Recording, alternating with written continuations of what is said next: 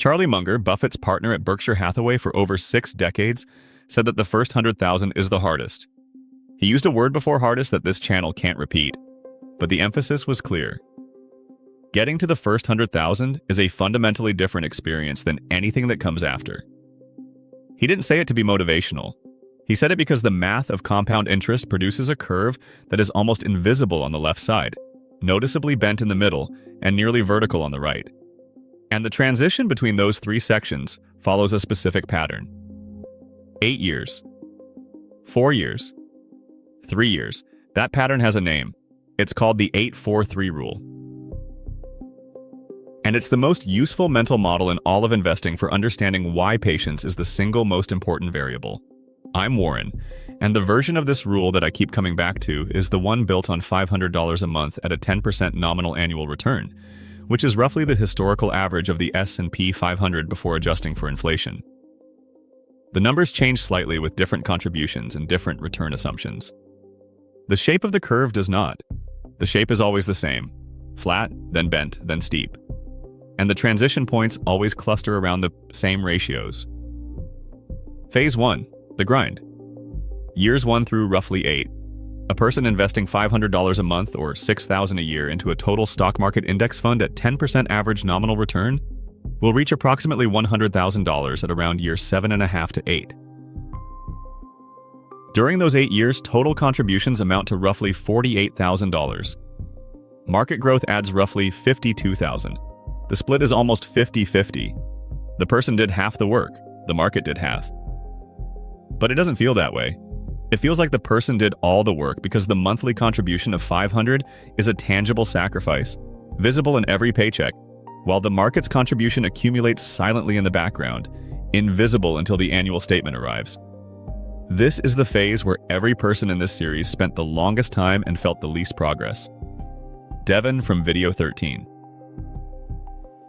Nate's Gap. Leo from video 7. Adriana from video 9. Each of them described the same sensation: putting money in every month and watching the total barely move. The balance hits 8,000, then 14,000, then 22,000. A year and a half in, and the number is still 4 digits. It's still something that could be wiped out by one bad medical bill or one car repair. The urge to stop is strongest here because the effort to result ratio is at its worst. $500 a month for 18 months is $9,000 in contributions. The market has added maybe 2,000, the total is 11,000. The account statement feels like proof that investing is slow, boring, and possibly not worth the sacrifice. If you've ever opened an investment app, seen a balance that was barely higher than last month despite consistent contributions, and felt a knot of frustration in your chest, that's phase 1. That knot is the correct emotional response to the flat section of the curve. It doesn't mean the system is failing, it means the system is in its slowest phase. The frustration is real, the math underneath it is also real, and the math wins over any timeline longer than 7 years. But here's the engineering detail that changes the interpretation entirely. During phase 1, the portfolio is accumulating mass. Each dollar invested is a unit of mass that will eventually generate its own gravity. At $10,000, the portfolio generates roughly 1,000 in annual growth. At 30,000, roughly 3,000. At 50,000, roughly 5,000. By the time the balance approaches 80,000, the portfolio is generating 8,000 a year in growth alone, which is more than the annual contribution of 6,000. That's the crossover point. The moment where the market's contribution exceeds the person's contribution. And it happens quietly, usually somewhere around year 6 or 7, without any notification, any celebration, or any change in the monthly statement format. Most people pass through this moment without noticing it. But it's the most important inflection in the entire curve. If you're in phase 1 right now, the number on the screen is almost irrelevant. What matters is the mass being built underneath it. Every month of contribution in phase 1 is a month of adding mass that will generate returns in phases 2 and 3. Skipping a month in phase 1 doesn't just cost $500, it costs the 30 years of compounding that $500 would have generated. A single skipped month in year 2, compounded at 10% for 28 remaining years, costs roughly $7,300 at the end of the timeline. That's the hidden price of one pause. 1 month, $7,000. That's why the compliance officer, the surgeon, Marcus, Ray, Nina, Camille, and every other person in this series who built wealth did the same thing during phase 1. They didn't look at the number. They looked at the transfer. The transfer happened. The number took care of itself. The person who stares at the balance during phase 1 will always feel like it's not working. The person who stares at the transfer knows it is. There's a practical test for anyone currently in phase 1. Open the investment account, look at the total balance.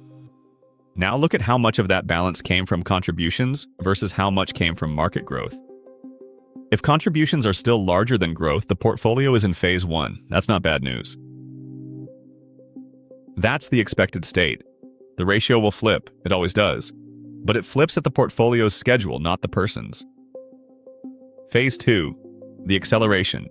Years 8 through 12, from 100,000 to roughly 200,000. This phase takes approximately 4 years at the same $500 a month.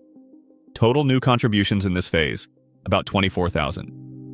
Market growth in this phase, roughly 76,000. The ratio has inverted. The person contributes about a quarter of the growth. The market contributes 3/4. The monthly statement starts behaving differently. Some months the market adds $3,000, $4,000, $5,000. The person added 500. The portfolio is doing the heavy lifting, and the person is watching. The psychological shift in phase 2 is visible. Devin described it as watching a second person show up to carry the load. After 8 years of pushing alone, the weight suddenly got lighter. Not because the contribution changed, because the mass reached a threshold where compound returns became the dominant force. The feeling isn't excitement. It's relief, and a quiet disbelief that the same $500 that felt insignificant in year 2 now feels like a rounding error compared to what the market is adding on its own. If you've been investing for 8 or 9 years and recently noticed that the balance jumps more between statements than it used to, that's the phase 2 shift happening in real time. The portfolio crossed the mass threshold. The market is now contributing more per month than the person is. That feeling of the number moving on its own, without any additional effort, is compound interest becoming visible for the first time. It was always there. It was always working. But below 100,000, the absolute dollar amounts were too small to register as meaningful. Above 100,000, they register. There's a specific moment in phase 2 that deserves attention. Somewhere around the 140,000 mark, the portfolio starts generating roughly 14,000 a year in growth. That's over 1,000 a month in passive growth. The portfolio is now earning more per month than the person is contributing. From this point forward, even if the person stopped contributing entirely, the portfolio would continue growing, though obviously slower. That realization that the portfolio no longer depends on the person to survive is the second major identity shift. The first was at 10,000, as discussed in video 1. This one is quieter, but deeper. The money doesn't need the person anymore, the person needs the money. Phase 3, the momentum. Years 12 through 15, from 200,000 to roughly 300,000. This phase takes approximately 3 years. Contributions, about 18,000. Market growth, roughly 82,000. The market is now contributing more than 4 times what the person puts in. The curve on the chart, the one from the opening of this video, is visibly steep. The monthly statements show 5-figure swings in either direction. A good quarter adds 15 or 20,000. A bad month subtracts 8. The volatility increases with the balance, but the long-term trajectory is unmistakable. This is the phase where the portfolio starts to feel like a separate entity. Not a savings account, not a number on a screen. Something that has its own momentum, its own trajectory, its own weight. The person checks the balance and the number has moved by more than their entire monthly contribution in either direction. The contribution itself starts to feel symbolic. $500 a month into a $240,000 portfolio is a drop. But stopping the contribution would break the habit, and the habit is what survived phase 1. So the contribution continues, not because it's mathematically significant, because it's structurally significant. It's the thread that connects the person to the machine. If you reach phase 3 and feel tempted to increase risk, to chase higher returns, to move from index funds into individual stocks because the balance now feels large enough to experiment with, that temptation is the most dangerous moment in the entire curve.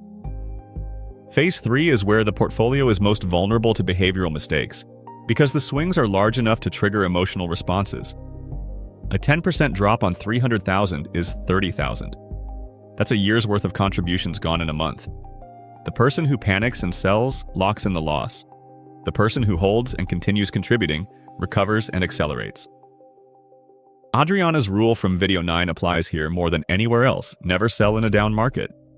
In Phase 3, that rule isn't philosophy, it's survival. And here's where the pattern reveals its full shape. 8 years to the first 100,000, 4 years to the second, 3 years to the third. If the trend continues, and historically it does, the fourth 100,000 takes roughly 2.5 years. The fifth takes about 2. The curve doesn't flatten, it steepens.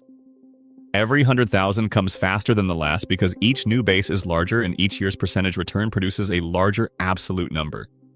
At 500,000, 10% growth is 50,000 a year. At 700,000, it's 70,000. By the time the balance crosses $1 million, 10% growth is 100,000 a year. The person's 500 a month, 6,000 a year is 6% of the portfolio's annual growth. The machine built itself. The person just didn't stop it. If you open this video hoping for a shortcut through Phase 1, there isn't one. The only variable that changes the duration is the monthly contribution amount. At 1,000 a month instead of 500, Phase 1 compresses from 8 years to about 5.5. At 200 a month, it stretches to roughly 13 years. At 1,500, it shrinks to about 4. But the shape of the curve never changes. The grind always comes first, the acceleration always follows, and the momentum always arrives for the person who doesn't stop. Here's the thing Munger knew that most investing content doesn't say clearly enough. The 843 rule isn't a strategy. It's a description of reality. It describes what compound interest does over time, regardless of the fund, the platform, the strategy, or the person. The curve doesn't care about motivation. It doesn't reward enthusiasm, it rewards mass and time. Mass comes from contributions. Time comes from not stopping. Everything else is noise. If you want to know which phase applies to your current situation, the calculation takes about 30 seconds. Pull up the investment balance, divide it by 100,000. If the result is below 1, Phase 1. Between 1 and 2, Phase 2. Above 2, Phase 3. The phase determines what the experience feels like, and knowing which phase is active removes the single biggest source of frustration in long-term investing: the feeling that the math isn't working when it is. The quote from the beginning of this video, the one about the first 100,000 being the hardest, lands differently now. It's not advice, it's a warning about the shape of the curve. The first section is flat. It's supposed to be. The person who quits in the flat section never sees the bend, and the bend is where everything changes. Munger wasn't motivating anyone. He was describing the terrain. And the terrain doesn't change regardless of who walks it. From 100,000 to 1 million. The snowball math extended across the full timeline. 3 phases become 6. The numbers get large enough to feel unreal. That's the next video. The curve continues.